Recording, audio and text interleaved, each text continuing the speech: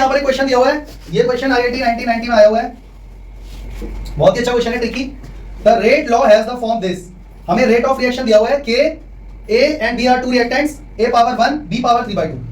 अब जनरली बच्चा सोचता है कि ऑर्डर पूछेगा, ऑर्डर के लिए पावर्स को ऐड कर दोगे, यही करोगे ना। तो पूछा ये कि क्या ये रिएक्शन एलिमेंट्री है, ऑर्डर नहीं पूछा है, ये पूछा कि एलिमेंट्री है।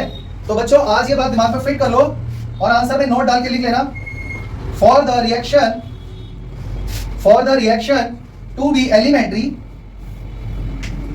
Order of reaction must be equal to molecularity. ये बात अपने दिमाग में आज ये फिट कर लेना, ऑर्डर ऑफ रिएक्शन और मॉलिक्यूलैरिटी अगर सेम हो जाए तभी वो एलिमेंट्री हो सकता है।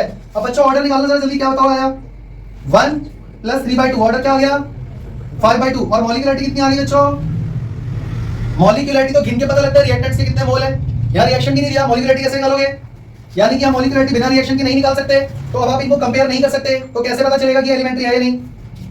रिएक्शन एलिमेंट्री तभी होगा जब उसका ऑर्डर और मॉलिक्यूलैरिटी सेम होंगे। हम मॉलिक्यूलैरिटी फाइंड नहीं कर सकते, पर हमें ये तो पक्का पता है कि molecularity can never be a fraction, हाँ या ना।